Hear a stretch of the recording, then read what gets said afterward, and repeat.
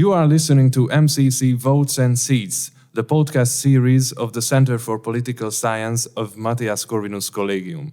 We provide election insights with experts and politicians. Greetings, everyone. This time we are traveling to Georgia with the aim of understanding the background, the circumstances, as well as the possible domestic and foreign implications of the October 2024 legislative election. We are privileged to have on board Mr. Viktor Kipiani with us, who's the chair of the Georgian think tank Geocase. Mr. Kipiani is an expert in international relations, security policy, and governance. Besides, he is a senior partner and co-founder of MKD law firm based in Tbilisi. Also, Mr. Kipiani is a permanent editorial team member at the Norwegian media outlet Geopolitica. Victor, it is our greatest honor having you as a guest expert in our Georgia episode. Well, and thank you so much indeed. It's a great pleasure to be with you. Actually, it's my very first Hungarian Connect, so hopefully that would be not the last one, and I very much look forward to. Thank you for this opportunity, and I very much look forward to our conversation. Let's get right into it. On October 26, Georgia held parliamentary elections. The conservative sovereignist Georgian Dream party aimed to win a fourth term. In the drive for European integration, Georgian Dream's opponents have concentrated on criticizing the party's alleged pro-Russian shift and its failure to meet the requirements imposed by the European Commission for EU membership. With over 53% of the vote, Georgian Dream declared victory after the election, while the four main opposition coalitions, who pledged not to work with Georgian Dream in the parliament, received a total of 38%. Head of state Salome Zurabishvili and the four main opposition alliances claimed that the election was not fair, with reported instances of vote buying and ballot box stuffing, as well as intimidation and pressure on voters. So, Victor, would you be that kind to elaborate a bit for us on the political context of the election? Yes, well, it was a pleasure. A bit of introduction on the overall context of the elections would be very much helpful for our listeners. Yes, the elections were held on the 26th. However, those elections, as you rightly pointed out, been challenged by the opposition parties. Those challenges go to the legalese, and those challenges go to the, let's say, the political implications of the process. As for legalese, just to mention briefly that yesterday, the Constitutional Court of Georgia has dismissed complaints which have been filed with the court in terms of challenging the validity of the elections. So on the legal side, that is the actual, frankly, the end of the process. Of course, some legal remedies outside of Georgia still remain, but so far I personally have not had that those remedies would be used. This is as for the legal side, and I won't be getting any deeper because that would consume too much of our time. As for political context, I keep saying that these elections were very special, and are very special because this time the elections were not just about the power and not just about the composition of the parliament, but about the broader context, which is the geopolitics.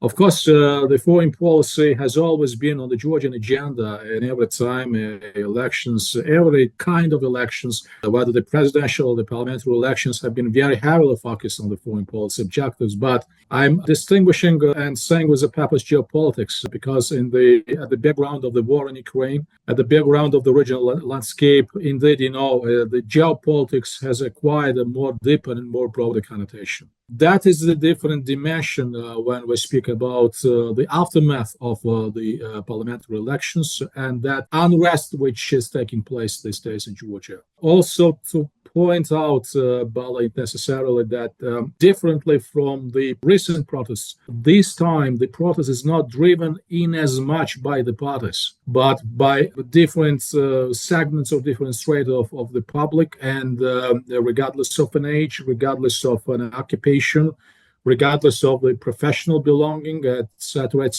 And another distinctive matter that while the protests in the past were always focused and always been focused on Tbilisi, which is the capital of Georgia, this time, practically speaking, every single town or city is engulfed with or embroiled or engaged with the protests. And that is also a very distinctive part. That being said, as we speak today, I also have to make a caveat that once this interview would go public, the situation could be different because we live in as I keep saying, on an ad hoc basis.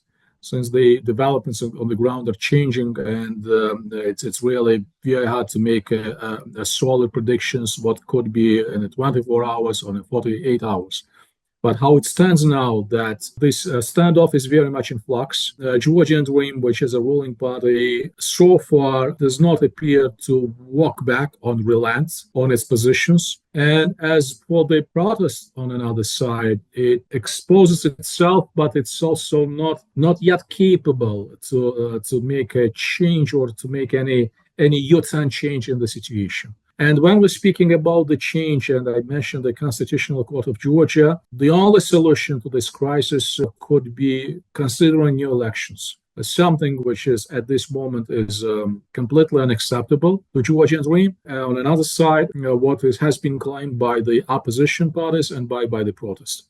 And the last but not the least, since we are making this summary introduction, we already mentioned geopolitics to remind our listeners that Georgia is a country having the EU candidacy status, and as we were expecting opening up an accession talks by end of this year, we already had a statement by EU that due to the failure by Georgia to comply with certain stipulations or with certain conditions for opening up EU accession talks, those negotiations would not be opened. And the process has been suspended, which also means that EU agenda is very much in the context of those protests. The protest is claimed to be pro-European driven, although it's a strange thing in Georgia that every single mainstream party claims to be more pro-European than anyone else. And that is quite the peculiar situation when we speak about Georgia. So that's where we are. Effectively speaking, the United States has revisited its strategic partnership with Georgia and has suspended that partnership. But there is also a range of different actors, outside actors, who are exercising their influence in one way or another.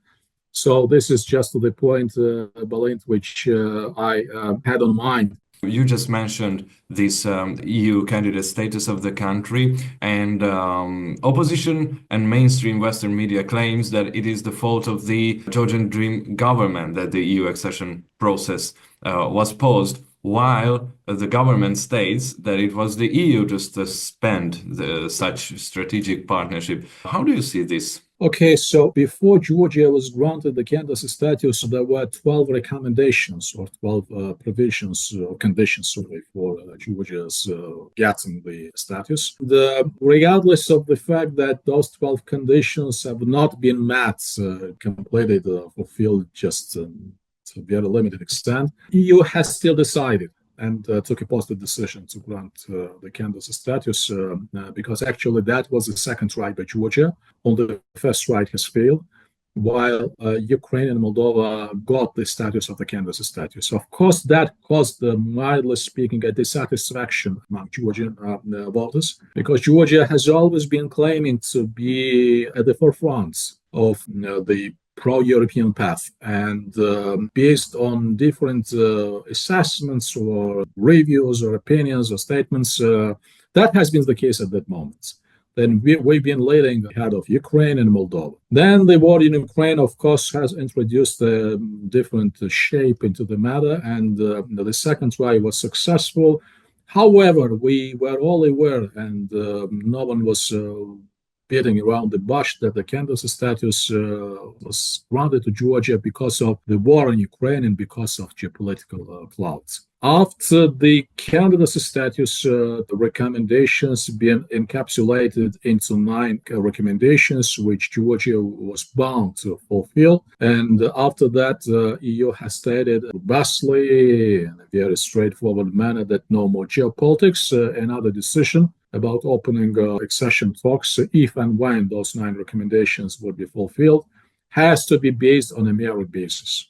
So nothing else would be taken into consideration. So how the story unfolds then, that Georgia is taking Georgia's parliament enacting different legislation. One of them is the so-called law on the foreign influence, not so-called, but actually it's the law on the foreign influence, but then it's been called the so-called Russian agent law, etc., etc. So that has been the alarming bell to ring on either side, on both sides, as if Georgia was deviating from the pro-European path.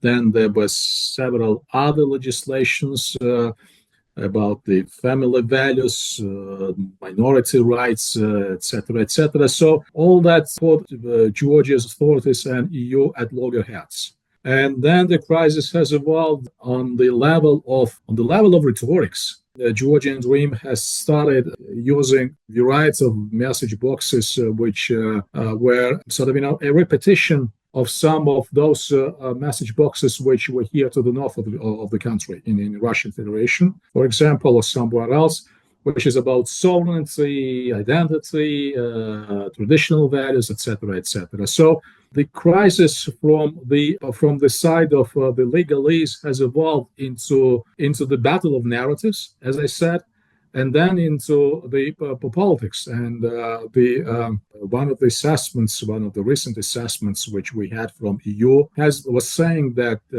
Georgia's foreign security policies in terms of compliance has been downgraded and has reached a historical low. So that was, in a nutshell, the history of the crisis. Then we've been waiting for these parliamentary elections, and the parliamentary elections had to be the measure points for things to go in one way or another, to get better or to get any worse. As we already explained in our introduction, the parliamentary elections caused, that a big controversy. You are actually right when you say that the decision to suspend the accession process has been taken first on the EU side. But then what happens that after the elections, before the second wave of the protests have begun, the Prime Minister of Georgia made another very controversial statement, where he said that in order for EU not to manipulate or not to blackmail us with EU-related agenda, we, on our side, taking off the table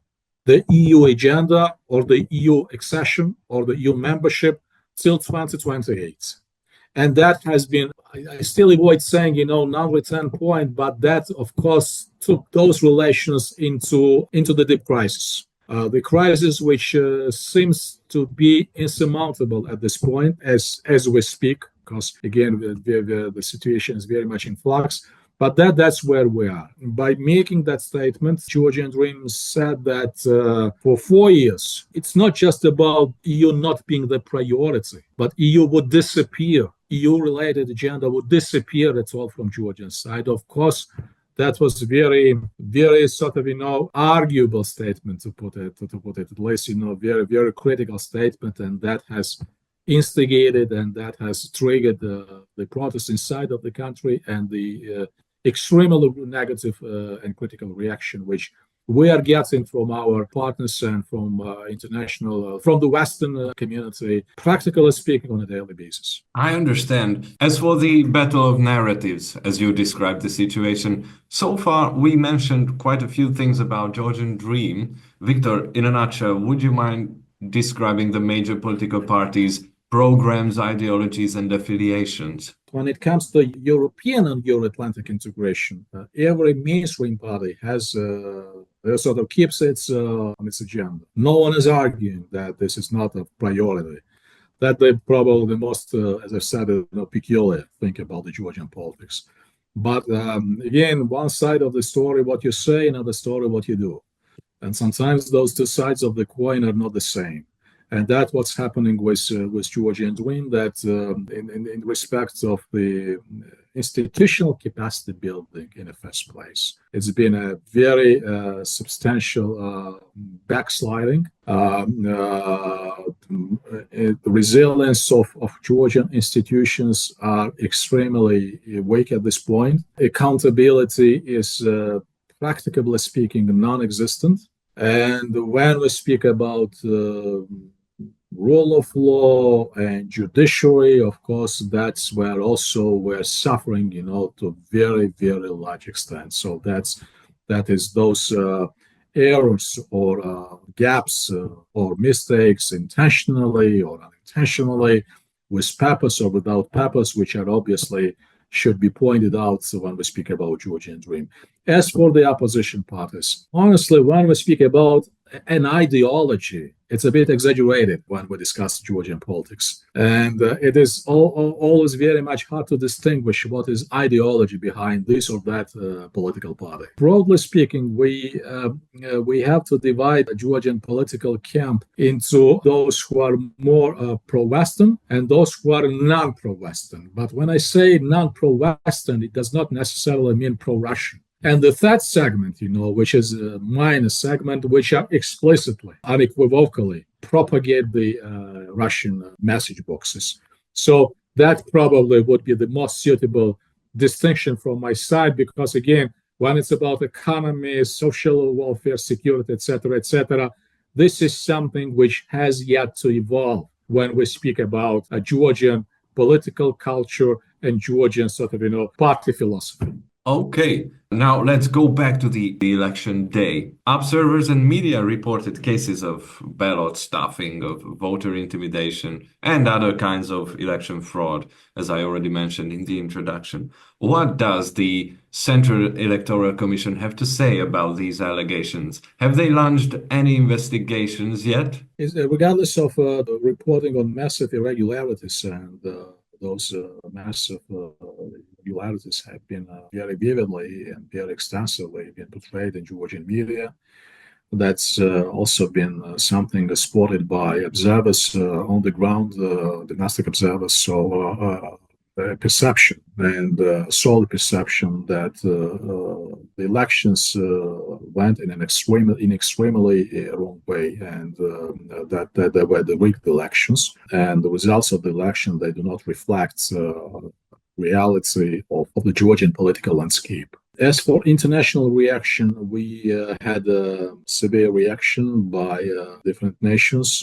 We are now expecting a final report by OSCE Audit Office. We had a preliminary report, practically speaking, once the elections were over. That report was not positive, but they said we're expecting a final report. But that is something, Berlin, which is very much lagging behind, because the crisis is picking up on the continued and regular basis. And I'm very much concerned that at the time when those types of assessments or official reports come live, they would be very much outdated, very much obsolete, and very much irrelevant as well.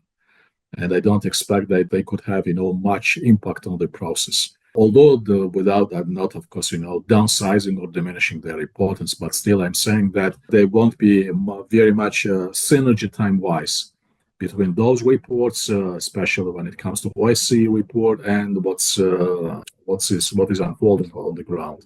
So this is the sort of, in terms of the irregularities. I also have to subscribe to the words of the president of Georgia, who said she said in one of her interviews that something unusual has happened.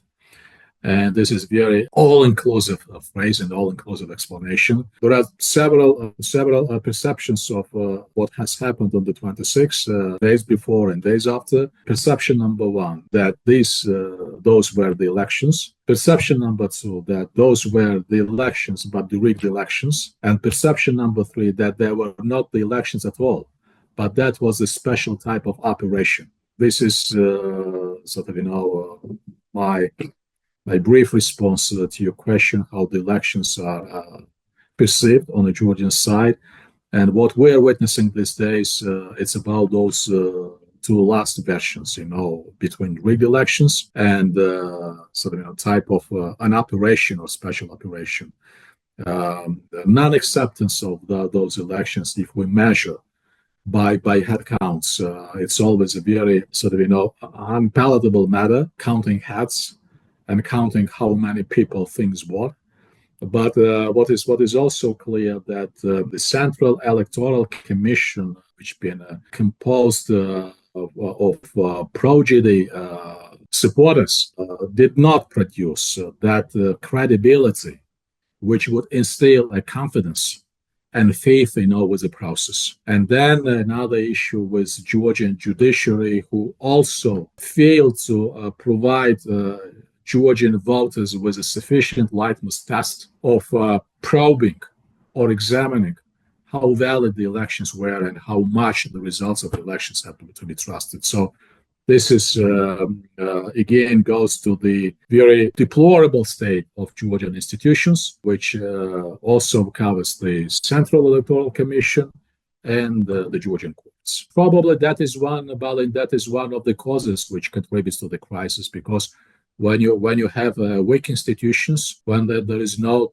enough trust with the state institutions, of course, it always erupts into something else, and that could erupt eventually into the public outcry. Staying with the issue of trust, by the end of the election day, exit polls showed quite differing preliminary results. One poll showed a clear and unquestionable victory for Georgian Dream, while the other reported that the most votes went for the opposition alliances. In your opinion, what could be the reason for that huge difference in exit poll results? And also, have these debates concluded by now? I could be very much in minority, Berlin, but if you ask me, I'm so much skeptical about these different survey polls, and for some time I've been saying that would be very helpful not to have any survey polls at all. They're inflating so much those sentiments and feelings and emotions, and then just reminding ourselves that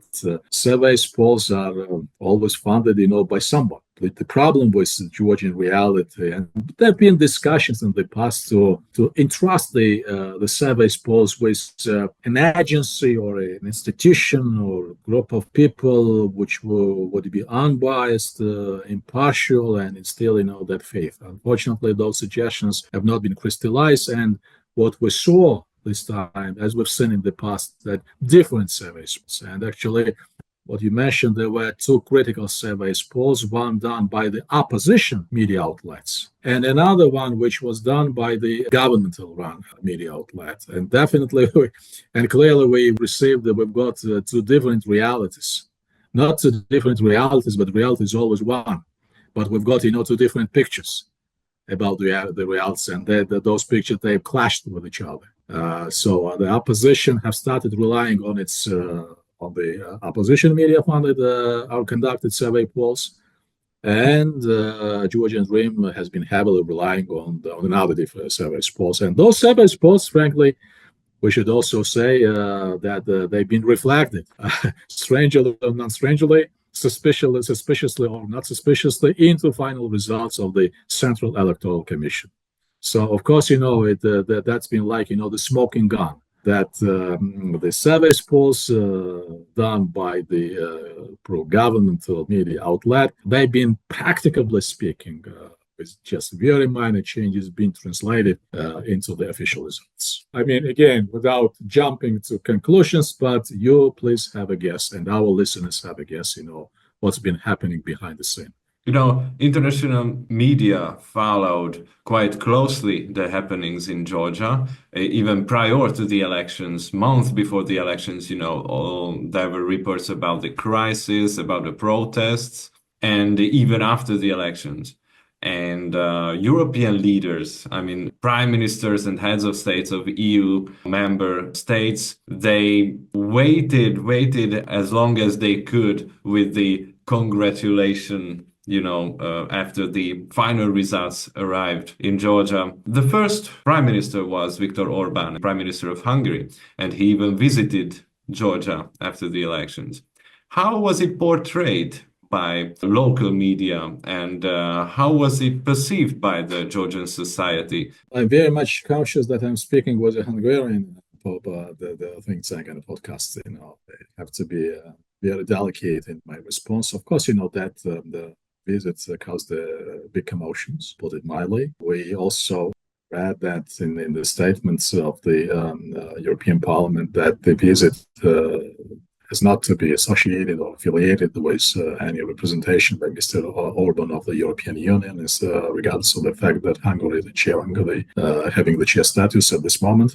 There is a history of special relations, of special ties between Orban and the leaders of Georgian government. And if someone follows the media, the regular visits, the continued basis on the different pretext and context happening place in Tbilisi, in Budapest. So yeah, there's been very special ties. Of course, that visit been portrayed, I won't be saying used, but portrayed by GD as if sort of validating the election results and having that very much needed support by the European Union and by EU. Although, again, to repeat that, EU has rejected that connection. Although I'm not a diplomat, although I'm not official person, I'm still, conscious of keeping, certain red lines. And again, to emphasize that special bonds, special connections, special, I would say, even unique. Mr. Orban and the leaders of Georgian Dream have the sort of common understanding on many issues of in terms of politics and the geopolitics, and of course that agenda unites them. Again, that was also reflected in broad discussions in Georgian society. Significant chunk, I have to be honest, a significant chunk of Georgian society has been very much irritated by that response, especially that people were standing in the streets and protesting against the elections. And strangely enough, by the way, one of the criticisms to what the protocol service of Mr. Orban, they picked up in a hotel right next to the building, the Parliamentary building, which is the heart of the Georgian protests. And probably you saw those media footage when he was living in a hotel and the protesters standing outside of the hotel and expressing their dissatisfaction and the protests. Of course, that's something which we all very much remember and appreciate. Georgia is a very beautiful and a very diverse country. And now if we visualize the map of the country virtually in our minds, let's take a look at the election map. Although Georgian Dream lost the capital city, Tbilisi, and the city of Rustavi to the opposition, and only narrowly won other major towns, the party had the best results in rural areas, especially in the northern and southern regions of the country. In the capital, Georgian Dream gained 42%, and the four main opposition alliances together 46%. Additionally, Georgian Dream suffered a severe drop of votes among the Georgian diaspora. How would you describe these social and geographic cleavages in the country, and what are the most divisive issues? I think the main explanation is an effect of media and the reach of the media. When we speak about urban areas, voters have better choice and multiplicity of choices, and that relates to the governmental media and non-governmental media. So they have to listen to different views and different opinions. In the rural areas, space for the informed decisions, which should be based on that, is very much limited. Also, on top of that, what contributes to Georgian Dream winning in urban areas, and of course, without showing any disrespect to voters there, that influence or impact of state authorities is more stronger in urban areas, and the civic resistance is comparatively and relatively much weaker. While in large cities with civic society and where this middle class is much advanced, of course, that non-acceptability of official politics, and it's not just about Georgian Dream, but generally, it's much higher. The conditions for acquiring critical thinking, those conditions are much broader and much diverse. Not to mention, you pointed rightly about the Georgian immigration, where the state has practically zero influence. Then the Georgian Dream received, catastrophic results when 80% of, as we say, of free Georgians, much more free Georgians than those who reside in this country, they expressed their support to the opposition, but not to the ruling party. Victor Kipiani from Geocase, it's been a pleasure listening to your most interesting and thought-provoking insights into Georgian politics. We are truly grateful for your time. I'm very grateful to you, and thank you for this opportunity, and it was really Big pleasure to be with you. Thank you. Dear listeners, you've been listening to the Votes and Seats podcast of Matthias Corvinus Collegium. Thank you for your kind attention. I am Dr. Balint Eltóth from the MCC Center for Political Science. See you in the next episode. Until then, take care. Goodbye.